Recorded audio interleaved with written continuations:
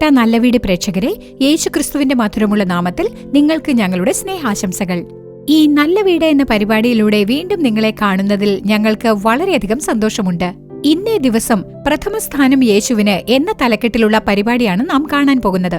നമ്മുടെ വ്യക്തിപരമായ ജീവിതമായാലും കുടുംബജീവിതമായാലും പഠിത്തം, ജോലി, വ്യാപാരം ഇങ്ങനെയുള്ള എന്ത് കാര്യമാണെങ്കിലും ശരി, പ്രഥമ സ്ഥാനം യേശുവിന് നൽകുമ്പോഴാണ് ആ കാര്യം വിജയകരമായും അനുഗ്രഹമായും തീരുന്നത്. മുമ്പേ അവന്റെ രാജ്യവും നീതിയും അന്വേഷിപ്പിൻ, അതോടുകൂടെ ഇതൊക്കെയും നിങ്ങൾക്ക് കിട്ടുമെന്ന് വിശുദ്ധ വേദപുസ്തകം പറയുന്നുണ്ട്. ആദ്യം നമ്മൾ യേശുവിന് നമ്മുടെ ജീവിതത്തിൽ പ്രഥമ സ്ഥാനം നൽകുമ്പോൾ ജീവിതത്തിൽ നമ്മൾ പ്രതീക്ഷിച്ചിരിക്കുന്ന എല്ലാ നന്മകളും സമ്പൂർണമായി ലഭിക്കുന്നതാണ്. ഇപ്പോൾ നിങ്ങൾ ആകാംക്ഷയോടെ പ്രതീക്ഷിച്ചിരിക്കുന്ന ജ്യോതി ചേച്ചി നാടകം.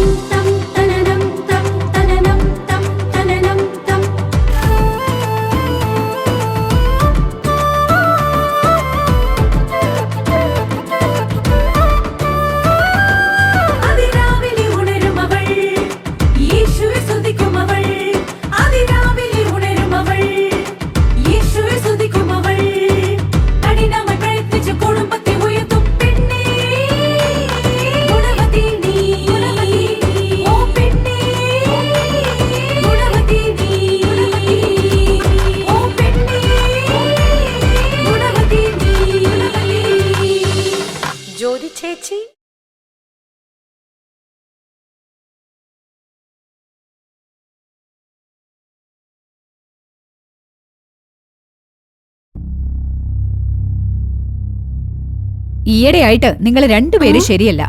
എന്താമേ? കഴിഞ്ഞ തവണ തന്നെ പറഞ്ഞതാ ചർച്ചിൽ അരമണിക്കൂർ മുമ്പേ തന്നെ എത്തണമെന്ന്. പക്ഷെ നിങ്ങൾ രണ്ടുപേരും ഇനിയും റെഡി ആയിട്ട് പോലും ഇല്ല. അമ്മ ഇപ്പൊ പോകാമേ, നേരത്തെ പോയിട്ട് എന്ത് ചെയ്യാനാ? പാട്ട് ബോറടിക്കും. നീ എന്താ പറയുന്നത് മെൽവിൻ? കോളേജിലേക്ക് പോകാൻ തുടങ്ങിയത് പിന്നെ നിന്റെ സംസാരവും പെരുമാറ്റവും ഒന്നും ശരിയല്ല. നിനക്കാണെങ്കി വിളിച്ചാ വരാൻ തന്നെ മടിയാ. മര്യാദയ്ക്ക് ആരാധനയ്ക്ക് വന്നോണ്ടിരുന്നതല്ലേ, ഇപ്പൊ എന്തു പറ്റി നിനക്ക്? എപ്പോഴെങ്കിലല്ലേ ലേറ്റ് ആവുന്നത്? ഇവനെ പോലെ എപ്പോഴും ലേറ്റ് ആവുന്നില്ലല്ലോ. അതെ, നീ ഒരു മണിക്കൂർ നേരത്തെ പോയി ചർച്ചിൽ ഇരിക്കാൻ പോവല്ലേ? നിങ്ങൾ രണ്ടുപേരും ഈ വാഗ്വാദം നിർത്തിയിട്ട് ചർച്ചിലേക്ക് പുറപ്പെടാൻ നോക്ക്. പൊയ്ക്കേ.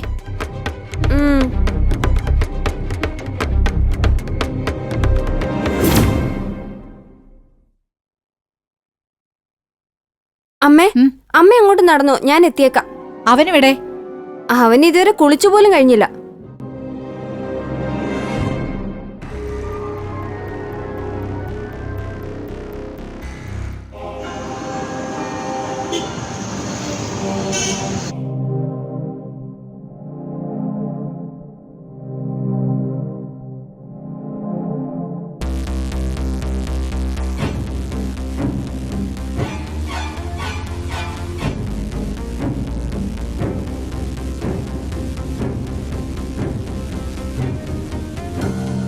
എന്താ മേഴ്സി, സർവീസ് കഴിയുന്നതിന് മുൻപ് നീ ഇറങ്ങി വന്നത്? ഭയങ്കര തലവേദന, അകത്തിരിക്കാനേ പറ്റുന്നില്ല. അത് കൊള്ളാലോ. എല്ലാ ആഴ്ചയും നിനക്ക് തലവേദന വരുവോ? ശരി, തലവേദനയാണെങ്കി പോയി കിടന്നൂടെ നിനക്ക്? കുത്തിയിരുന്ന് മൊബൈൽ നോക്കുകയാണല്ലോ. അമ്മയ്ക്ക് എന്താമ്മേ പ്രശ്നം? നിനക്കാ പ്രശ്നമുള്ളത്. എന്നും പ്രഥമ സ്ഥാനം യേശുവിന് വേണം കൊടുക്കാൻ. അത് നിനക്കും അറിയാം. പക്ഷെ വന്ന് വന്ന് നീ ലോകത്തിന് പ്രഥമ സ്ഥാനം കൊടുക്കുന്നേ. അങ്ങനെയൊന്നും ഒന്നും ഇല്ലമ്മേ. അമ്മ എന്തിനാവശ്യമില്ലാത്തൊക്കെ പറയുന്നേ? അങ്ങനെയല്ല മേഴ്സി. ദേവാലയത്തിലേക്ക് പോകാൻ നീ ഒരിക്കലും മടി കാണിക്കരുത് മോളെ. ദേവാലയത്തിൽ നിന്നല്ലേ കർത്താവ് നമ്മളെ അനുഗ്രഹിക്കുന്നതും സംരക്ഷിക്കുന്നതും. ഇതൊന്നും നിനക്ക് അറിയാഞ്ഞിട്ടല്ലോ. ഇപ്പൊ പലരും അങ്ങനെയാ. ചർച്ചിലേക്ക് വൈകി വരും, സർവീസ് കഴിയുമ്പോഴേക്കും പോകാൻ അവർക്ക് വല്ലാത്ത തിടുക്കമായിരിക്കും. ഇപ്പൊ നീയും അങ്ങനെയായി തുടങ്ങിയിട്ടുണ്ട്. ഒരു ദിവസം ഒന്ന് ലേറ്റ് ആയിന് ഇത്ര അഡ്വൈസോ? ഓ, പറ്റുന്നില്ലമ്മേ. അഡ്വൈസോ? നിന്റെ ജീവിതത്തിന്റെ അനുഗ്രഹം തന്നെ ഇതിലാ മോളെ ഉള്ളത്. അത് ശരി, ഞാൻ സംസാരിക്കുന്നത് നിനക്ക് ബോറടിക്കുന്നു അല്ലേ? ഇല്ല. അമ്മേ, അമ്മേ,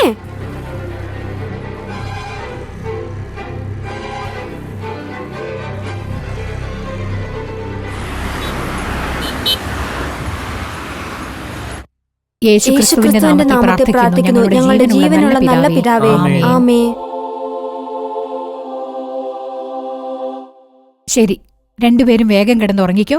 രാവിലെ നേരത്തെ ഉണർന്ന് നല്ലോണം പ്രാർത്ഥിക്കണം. ഓക്കെ അല്ലേ? ശരിയമ്മേ. നീ എന്താടാ തുറിച്ചു നോക്കുന്നേ? രാവിലെ എഴുന്നേക്കുന്നതേ കഷ്ടപ്പാടാ, അതും നേരത്തെ എഴുന്നേക്കാ പറഞ്ഞില്ലേ, അതാ ഇങ്ങനെ നോക്കുന്നത്. ശരി, വന്നേ നമുക്ക് കിടക്കാം.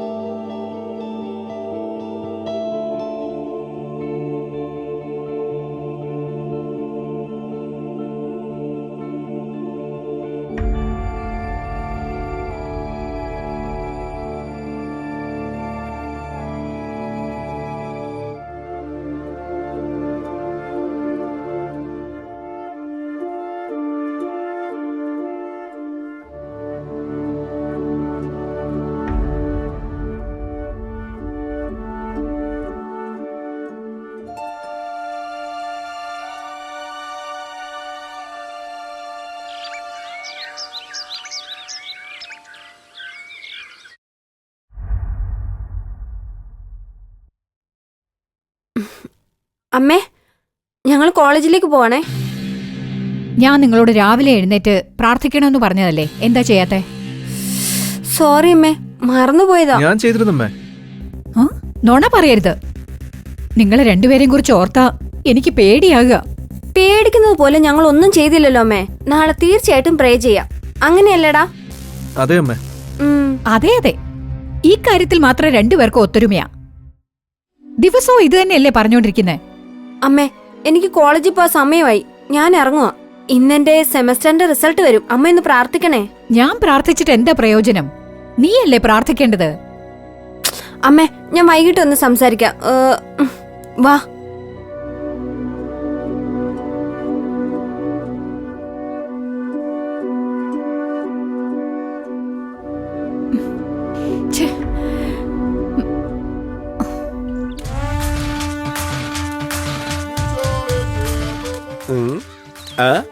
ഇയാളോ?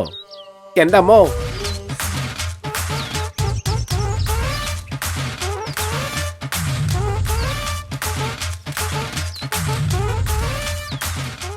ആഹാ, എങ്ങോട്ടായി പോകുന്നേ? സുരേഷേ, സുഖമാണോ? എനിക്ക് സുഖമാണോന്നുള്ളതൊക്കെ അവിടെ നിൽക്കട്ടെ. അല്ല, നിങ്ങൾ എന്തിനാ എന്നെ കണ്ടിട്ട് ഓടുന്നേ? ആരോടിയെന്നാ? വെറുതെ നിന്നെ ഒന്ന് പറ്റിക്കാൻ വേണ്ടിയാ. നിങ്ങൾ എങ്ങോട്ടായി ധൃതി പിടിച്ച് പോകുന്നേ? ദാ ഇവിടെ അടുത്ത് തന്നെയാ, അതും നിനക്ക് വേണ്ടിയാ. എനിക്ക് വേണ്ടിയോ? അതേടോ, ആ നിനക്ക് വേണ്ടിയാ. അടുത്ത് ഒരു പെണ്ണിന്റെ വീടുണ്ട്, അവിടെ വരെ ഒന്ന് പോവാ. എന്തിനാ ഏട്ടാ ഇങ്ങനെ കള്ളത്തരം പറയുന്നത്? എന്റെ കയ്യിൽ നിന്ന് വാങ്ങിച്ച കാശ് തിരിച്ചു തരാൻ പറ്റാതെ ഇങ്ങനെ ഒളിച്ചു നടക്കുവാണോ? നിങ്ങളാണ് എനിക്ക് പെണ്ണിനെ അന്വേഷിക്കാൻ പോകുന്നത്. എന്തിനാ ഏട്ടാ ഇങ്ങനെ പറ്റിക്കുന്നേ? നിങ്ങൾ വാങ്ങിച്ച കാശ് എപ്പോ തിരിച്ചു തരും? പെട്ടെന്ന് തന്നെ തിരിച്ചു തന്നേക്കാം. നിങ്ങളെ രണ്ടെണ്ണം പൊട്ടിക്കാൻ എനിക്ക് തോന്നിയത്. നിങ്ങളുടെ പ്രായോർത്ത് മാത്രമാണ് വേണ്ടെന്ന് വെച്ചത്. ഇനിയും ഇങ്ങനെ പറ്റിക്കാൻ നോക്കരുത്. ചെല്ലേട്ടാ.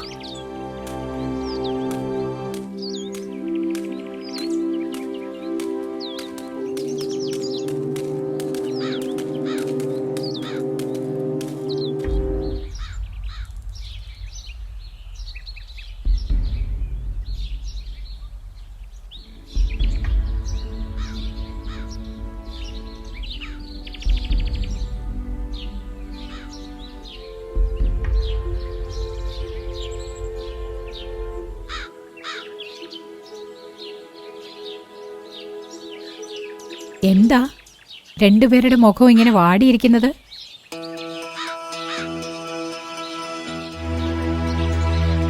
എന്താ മേഴ്സി, കണ്ണ് നിറഞ്ഞിരിക്കുന്നല്ലോ.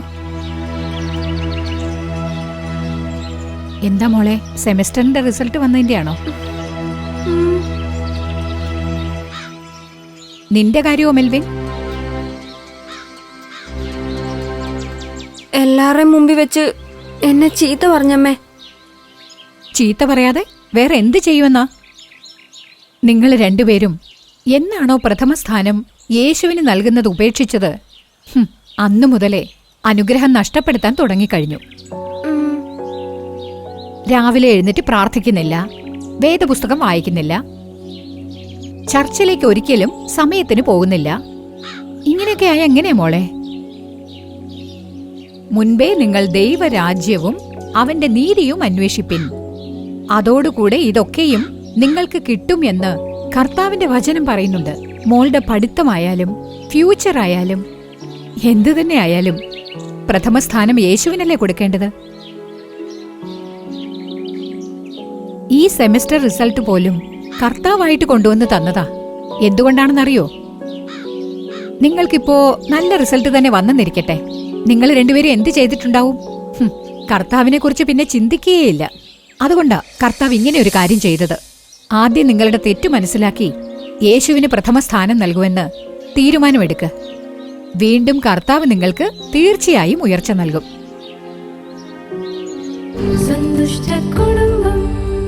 ജ്യോതി ചേച്ചി നാടകം കണ്ടില്ലേ? നിങ്ങൾക്ക് പ്രയോജനപ്രദമായിരുന്നോ? അടുത്തതായി നിങ്ങളുടെ അനുഗ്രഹത്തിന് വേണ്ടി കർത്താവിന്റെ വചനം പങ്കുവെച്ച് പ്രാർത്ഥിക്കാൻ സഹോദരി അനിത ഭാനു അവർകൾ നമ്മോടൊപ്പമുണ്ട്. പ്രാർത്ഥനയോടെ ദൈവ സന്ദേശം കേൾക്കുക. കർത്താവ് തീർച്ചയായും ഇന്ന് നിങ്ങളോട് സംസാരിച്ച് നിങ്ങളെ അനുഗ്രഹിക്കും.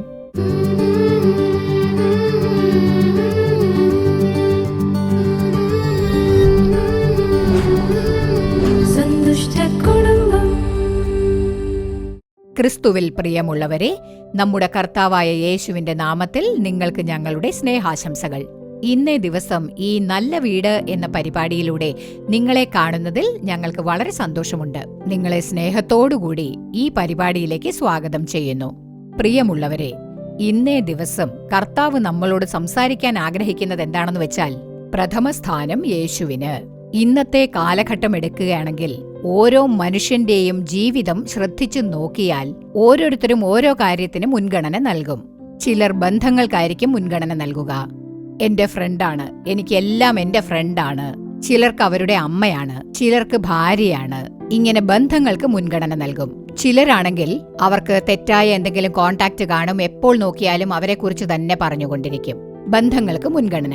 ചിലരുടെ കാര്യമെടുത്താൽ കാറ്, ചിലർക്ക് ബൈക്ക്, ചിലർക്ക് മൊബൈല്, ഇങ്ങനെയുള്ള കാര്യങ്ങളാണ് അവർക്കിഷ്ടം. അതിനൊക്കെയാണ് അവർ മുൻഗണന നൽകാറുള്ളത്. ചിലർക്ക് കളിക്കാൻ വളരെ ഇഷ്ടമാണ്.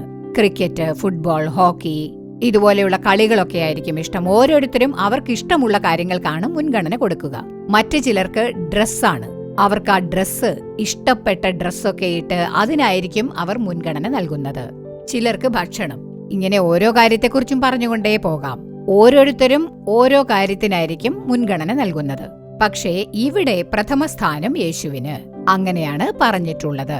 ഇങ്ങനെ പല ആൾക്കാരും പല കാര്യങ്ങൾക്കാണ് പ്രഥമ സ്ഥാനം നൽകുന്നത്. എത്രയോ കണ്ടുപിടുത്തങ്ങൾ വന്നു കഴിഞ്ഞു, എത്രയോ കാര്യങ്ങൾ കണ്ടുപിടിച്ചു കഴിഞ്ഞു.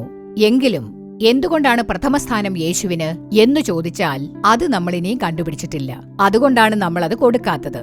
അപ്പോൾ ഇത്രയും നാഗരികത വികസിച്ച ലോകത്തിൽ, ഇത്രമാത്രം മുന്നേറിയിട്ടുള്ള ഈ ലോകത്ത്, ടെക്നോളജി വളർന്നിട്ടുള്ള ഈ ലോകത്ത് നമ്മളെല്ലാവരും മുൻഗണന നൽകേണ്ടതായിട്ടുള്ള ഒരാളുണ്ട്.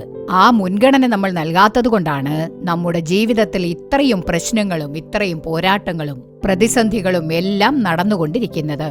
എന്റെ പ്രിയപ്പെട്ടവരെ, ഇപ്പോൾ നിങ്ങളോടൊരു ചോദ്യം ചോദിക്കുകയാണെങ്കിൽ, നിങ്ങളുടെ അമ്മയാരാണ്, അപ്പനാരാണ്, നിങ്ങളുടെ നാടേതാണ്, നിങ്ങളുടെ കുടുംബത്തിൽ കൂടപ്പിറപ്പുകൾ എത്ര പേരുണ്ട് എന്നൊക്കെ ചോദിക്കുകയാണെങ്കിൽ എല്ലാത്തിനും നമ്മൾ ഉത്തരം കൊടുക്കും, അല്ലേ? എല്ലാം പറയുകയില്ലേ? പറയും, തീർച്ചയായും പറയും. അമ്മയാരാണ്, അപ്പനാരാണ്, എല്ലാം നമ്മൾ പറയും. എന്നാൽ നിങ്ങളെ സൃഷ്ടിച്ച ഒരാളില്ലേ, അതാരാണെന്ന് നിങ്ങൾ ഇതുവരെ അറിഞ്ഞു വെച്ചിട്ടുണ്ടോ? നിങ്ങൾക്കറിയില്ലേ എവിടെ നിന്ന് വന്നു, എന്തിനു വേണ്ടിയാണ് ജീവിച്ചുകൊണ്ടിരിക്കുന്നത്, ഈ ജീവിതം കഴിഞ്ഞാൽ നമ്മൾ എങ്ങോട്ട് പോകും, എന്തിനാണ് ഇത്രയും വലിയ ലോകം? ഇതിനെക്കുറിച്ചൊക്കെ ചിന്തിച്ചു നോക്കിയിട്ടുണ്ടോ? എവിടെ നിന്ന് വന്നു? നിങ്ങളെ സൃഷ്ടിച്ചത് ആരാണെന്ന് നിങ്ങൾ ആദ്യം കണ്ടുപിടിച്ചിട്ടുണ്ടോ? നിങ്ങൾക്കൊരു കണ്ണ് വെച്ച്, നിങ്ങളുടെ ശരീരത്തിൽ അവയവങ്ങളൊക്കെ വെച്ച് നിങ്ങളെ സൃഷ്ടിച്ച ഒരു ദൈവം നമുക്കില്ലേ? അവൻ ആരാണെന്ന് നിങ്ങൾ കണ്ടുപിടിച്ചോ? ഞാൻ പറയുന്നത് ശ്രദ്ധിച്ചു കേൾക്കുക. ഉൽപ്പത്തി പുസ്തകം 1-ാം അധ്യായത്തിലെ 27-ാം വചനം നമ്മൾ വായിച്ചു നോക്കിയാൽ, ദൈവം തന്റെ സ്വരൂപത്തിൽ മനുഷ്യനെ സൃഷ്ടിച്ചു. ദൈവത്തിന്റെ സ്വരൂപത്തിൽ അവനെ സൃഷ്ടിച്ചു എന്നാണ് എഴുതപ്പെട്ടിട്ടുള്ളത്.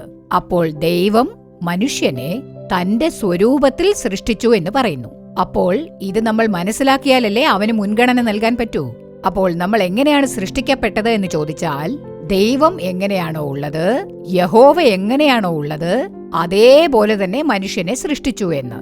അതേപോലെ തന്നെ ഉൽപ്പത്തി പുസ്തകം 5-ാം അധ്യായത്തിലെ ആദ്യത്തെ 2 വചനങ്ങൾ വായിച്ചു നോക്കിയാൽ, ദൈവം മനുഷ്യനെ സൃഷ്ടിച്ചപ്പോൾ ദൈവത്തിന്റെ സാദൃശ്യത്തിൽ അവനെ ഉണ്ടാക്കി. അപ്പോൾ മനുഷ്യന് മനുഷ്യൻ എന്ന് പേരിട്ടത് ആരാണെന്നറിയാമോ? ദൈവമാണ്. നിങ്ങളെ ആരാണോ സൃഷ്ടിച്ചത് അവനാണ് പേരിട്ടത്. നമ്മൾ മനുഷ്യൻ മനുഷ്യൻ മനുഷ്യൻ എന്ന് പറഞ്ഞുകൊണ്ടിരിക്കുന്നില്ലേ? ഈ മനുഷ്യൻ എന്ന പേരിട്ടത് നമ്മെ സൃഷ്ടിച്ച ദൈവമാണ്. അതായത് ദൈവമാണ് മനുഷ്യന് മനുഷ്യൻ എന്ന പേര് ഇട്ടത്. അതുകൊണ്ട് നമ്മളെ എല്ലാവരെയും സൃഷ്ടിച്ച ദൈവത്തെ, അവനാണ് കർത്താവ്. നമ്മളെ എല്ലാവരെയും സൃഷ്ടിച്ച ദൈവം എന്ന ഒരാളുണ്ട് എന്നുള്ളത് നാം മനസ്സിലാക്കണം. അങ്ങനെ മനസ്സിലാക്കിയാലേ അവന് നമുക്ക് പ്രഥമസ്ഥാനം നൽകാൻ കഴിയൂ. നിങ്ങളത് മനസ്സിലാക്കാതെ ഇരുന്നാൽ എങ്ങനെ പ്രഥമസ്ഥാനം നൽകാൻ കഴിയും? സത്യം പറയുകയാണെങ്കിൽ ഇന്ന് പലരും തങ്ങളുടെ ജീവിതത്തിൽ അവന് പ്രഥമസ്ഥാനം നൽകുന്നതേയില്ല. കർത്താവിന് ജീവിതത്തിൽ ഇടം കൊടുക്കുന്നതേയില്ല. അതുകൊണ്ടാണ് നമ്മുടെ ജീവിതത്തിൽ ധാരാളം പ്രശ്നങ്ങൾ, കഷ്ടപ്പാടുകൾ, ധാരാളം പോരാട്ടങ്ങൾ, അതുപോലെ പ്രതിസന്ധികളിൽ കുരുങ്ങുന്നത്. അതേപോലെ നമ്മെ കൈവിടപ്പെട്ട സ്ഥിതിയിൽ കണ്ണുനീരോടുകൂടി എന്ത് ചെയ്യണം, എങ്ങനെ ചെയ്യണം, ആരൊക്കെ എവിടെയൊക്കെ പോകാൻ പറയുന്നു അവിടെയൊക്കെ ഓടിപ്പോകുന്നു. തന്നെ സൃഷ്ടിച്ച ദൈവം ആരാണെന്ന് അറിയാത്തതുകൊണ്ടാണത്. അപ്പോൾ നമ്മെ സൃഷ്ടിച്ച ദൈവം ഒരാളുണ്ട്. നമ്മുടെ ഈ ബൈബിളിൽ തന്നെ ഒരു മനുഷ്യനെ കുറിച്ച് എഴുതപ്പെട്ടിട്ടുണ്ട്. ആ മനുഷ്യന് യഹോവ ആരാണെന്ന് പോലും അറിയില്ല. അയാൾ എന്ത് ചെയ്യുന്നു എന്ന് വെച്ചാൽ, കർത്താവിന്റെ മക്കളായി ആരൊക്കെ ഉണ്ടായിരുന്നുവോ അവരെ എല്ലാം ദുഃഖിപ്പിക്കുമായിരുന്നു എന്ന്, ശല്യപ്പെടുത്തുമെന്ന്, വേദനിപ്പിക്കുമെന്ന് ആ മനുഷ്യനെക്കുറിച്ച് ബൈബിളിൽ എഴുതിയിട്ടുണ്ട്. അങ്ങനെ ഒരു ദിവസം കർത്താവിനെക്കുറിച്ച് അറിയാത്ത ആ മനുഷ്യന് യഹോവ തന്നെ സ്വയം വെളിപ്പെടുത്തുവാൻ തീരുമാനിച്ചു. ഇതിനെക്കുറിച്ച് അപ്പോസ്തലപ്രവൃത്തികൾ 9-ാം അധ്യായം 5-ാമത്തെ വചനത്തിൽ നമുക്ക് കാണാം. അവിടെ കർത്താവ് ഒരു മനുഷ്യന് തന്നെ വെളിപ്പെടുത്തി എന്ന് പറയുന്നു. ആ മനുഷ്യൻ ആ വെളിച്ചം കണ്ട ഉടനെ യഹോവയോട് അദ്ദേഹം ചോദിച്ചു എന്ന്, നീ ആരാകുന്നു എന്ന് ചോദിച്ചു എന്ന്. അപ്പോൾ കർത്താവ് തന്നെ വെളിപ്പെടുത്തുന്നതിനായി, നീ ഉപദ്രവിക്കുന്ന യേശു ആകുന്നു ഞാൻ എന്ന് അദ്ദേഹത്തോട് പറഞ്ഞു എന്ന് കാണാം. അപ്പോൾ കർത്താവിനെക്കുറിച്ച് അറിയാത്ത ഈ ശൗൽ, യേശുവിനെക്കുറിച്ച് അറിയാത്ത ഈ ശൗലിന് കർത്താവ് തന്നെ വെളിപ്പെടുത്തിയെന്ന് കാണാം. പിന്നീട് എന്താണ് ഉണ്ടായതെന്നറിയാമോ? ആ സമയത്ത് യേശുവിനോട് ആദ്യമായിട്ട് ആ ശൗൽ ചോദിച്ചു എന്ന്, ഞാൻ എന്ത് ചെയ്യണമെന്നാണ് അങ്ങ് ആഗ്രഹിക്കുന്നത് എന്ന് ചോദിച്ചു എന്ന്. കണ്ടില്ലേ? അതുകൊണ്ട് കർത്താവ് ആരാണെന്ന് പോലും അറിയാത്തതുകൊണ്ട് നമ്മൾ എന്ത് ചെയ്യുന്നുവെന്നോ, ഇഷ്ടം പോലെ, മനസ്സിൽ തോന്നുന്നത് പോലെ, അവൻ നമ്മെ കൊണ്ട് എന്താണ് ചെയ്യിപ്പിക്കാൻ പോകുന്നതെന്ന് അറിയാതെ തന്നിഷ്ടം പോലെ ജീവിക്കുന്നത് കൊണ്ടാണ് നമ്മൾ തീരുമാനമെടുക്കുന്നു, നമ്മുടെ ഇഷ്ടം പോലെ ഓടുന്നത് കൊണ്ടാണ് ധാരാളം പ്രശ്നങ്ങളെ നമുക്ക് നേരിടേണ്ടി വരുന്നത്. എന്റെ പ്രിയപ്പെട്ടവരെ, ഈ സന്ദേശം നിങ്ങൾ കേട്ടുകൊണ്ടിരിക്കുകയല്ലേ?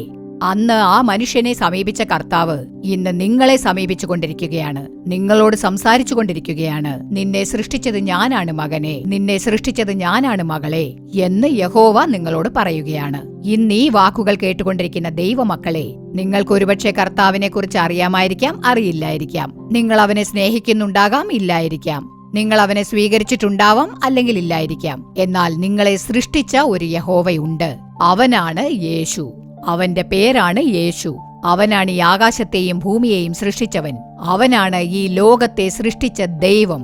അവനാണ് നിങ്ങളെയും എന്നെയും സൃഷ്ടിച്ചവൻ. ആ ദൈവത്തിന് നമ്മൾ പ്രഥമ സ്ഥാനം കൊടുക്കുമ്പോഴാണ് കർത്താവിന്റെ ഹിതം മനസ്സിലാക്കി നമുക്ക് പ്രവർത്തിക്കാൻ സാധിക്കുക. അതുകൊണ്ടാണ് ഈ ശൗൽ യേശുവിനെ കുറിച്ച് അറിഞ്ഞ ഉടനെ ഞാൻ എന്ത് ചെയ്യണമെന്നാണ് ആഗ്രഹിക്കുന്നത് എന്ന് കർത്താവിനോട് ചോദിച്ചത്. കൂടാതെ മറ്റൊരു വചനം നോക്കിയാൽ, നിങ്ങൾ ഫിലിപ്പിയർ 3-ാം അധ്യായത്തിലെ 11-ാമത്തെ വചനം വായിച്ചു നോക്കിയാൽ, ഇവിടെ പൗലോസ് എന്താണ് ചെയ്തതെന്നോ, കർത്താവിനെ കുറിച്ച് അറിഞ്ഞ ഉടനെ ഞാൻ അവന്റെ നിമിത്തം എല്ലാം ഉപേക്ഷിച്ച് ചവറ് എന്നെണ്ണുന്നു, എല്ലാം എനിക്ക് ചവറാണ് എന്ന് പറഞ്ഞ് എല്ലാം ഉപേക്ഷിച്ച് കളഞ്ഞിട്ട് കർത്താവിനെ പിന്തുടർന്നു എന്ന്. കർത്താവിന് ശുശ്രൂഷ ചെയ്തു. അങ്ങനെ ലോകത്തുള്ള എല്ലാം തന്നെ ചവറാണ് എന്ന് കരുതി ഉപേക്ഷിച്ച് യേശുവിന് നിങ്ങൾ മുൻഗണന നൽകിയാലേ, കർത്താവിന് തന്റെ ജീവിതം സമർപ്പിച്ച് പ്രഥമസ്ഥാനം നൽകിയാലേ യേശു മാത്രമാണ് എന്റെ എല്ലാം എന്ന് പറയുക.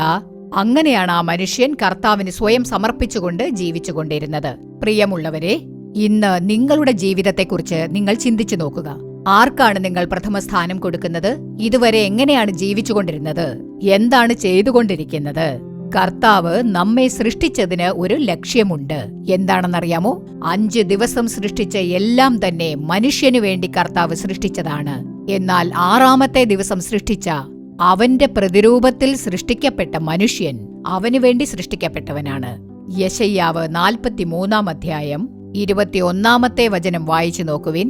ഞാൻ എനിക്ക് വേണ്ടി നിർമ്മിച്ചിരിക്കുന്ന ജനം എന്റെ സ്തുതിയെ വിവരിക്കും.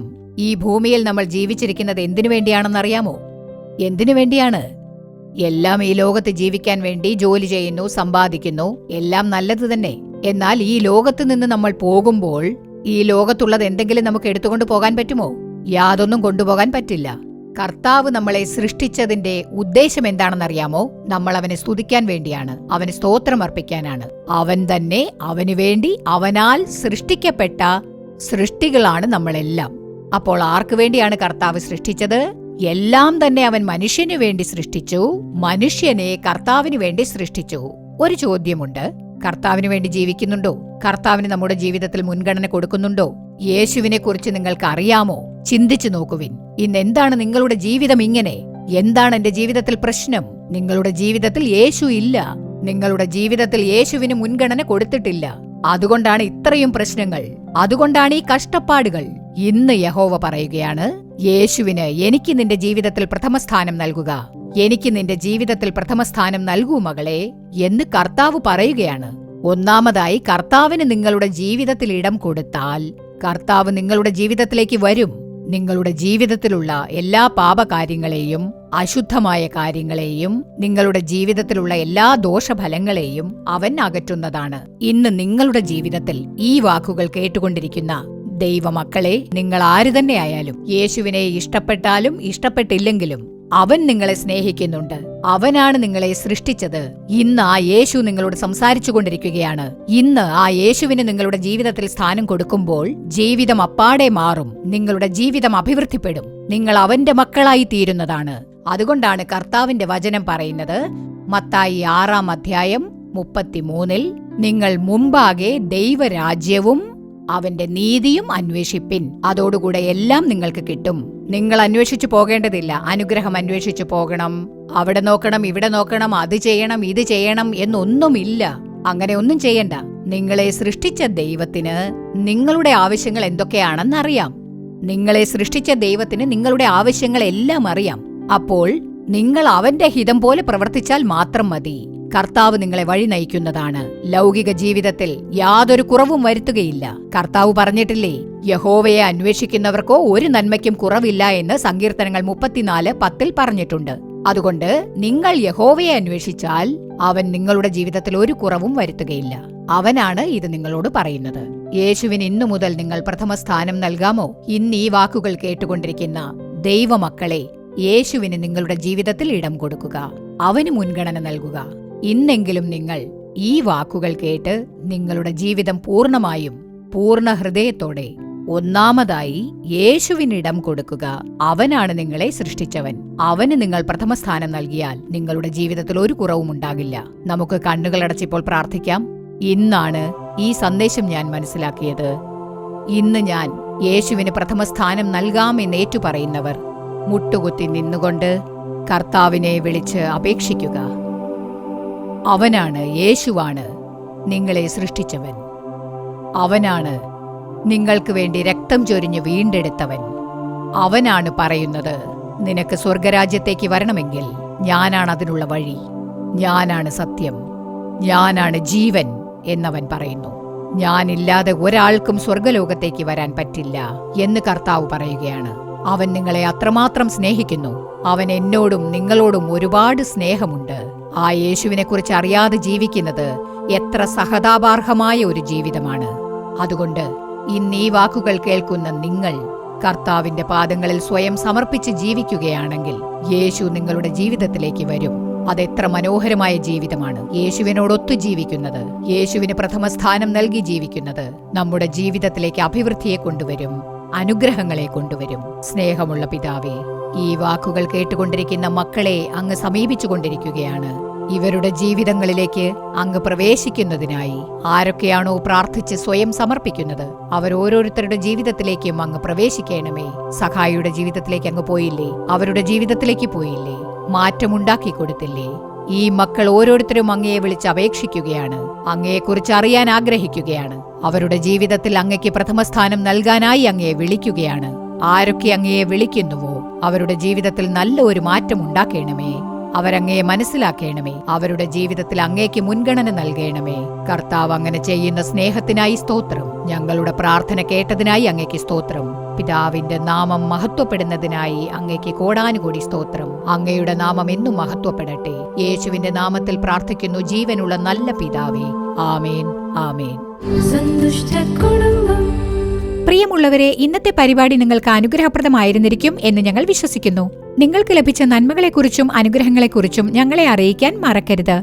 നിങ്ങളുടെ പ്രാർത്ഥനാക്കുറിപ്പുകൾ എന്തുതന്നെയായാലും അത് കത്തുകളിലൂടെയോ ഇമെയിലിലൂടെയോ ഞങ്ങളെ അറിയിക്കുക. നിങ്ങൾക്കായി പ്രാർത്ഥിക്കാനും ഉപദേശങ്ങൾ നൽകാനും സഹോദരൻ മോഹൻ സി ലാസറസ് അവർകളും ദൈവ ശുശ്രൂഷകരും ഞങ്ങളോടൊപ്പമുണ്ട്. നാളെ ശനിയാഴ്ച സത്യം ടിവിയിൽ സംപ്രേഷണം ചെയ്യാനിരിക്കുന്ന വരുവിൻ പ്രാർത്ഥിക്കാമെന്ന പരിപാടി കുടുംബത്തോടെ കാണാൻ മറക്കരുത്. വീണ്ടും അടുത്തയാഴ്ച ഇതേ സമയം ഇതേ പരിപാടിയിലൂടെ കാണാം. അതുവരെ ദൈവകൃപ നിങ്ങളോടൊത്തുണ്ടാകുമാറാകട്ടെ. For further details and prayer support, contact Jesus Redeems Ministries, Nalumavudi, Thuthukudi District, 628-211. Our phone number 04639 353535. info@jesusredeems.org. Our website www.jesusredeems.com. God bless you.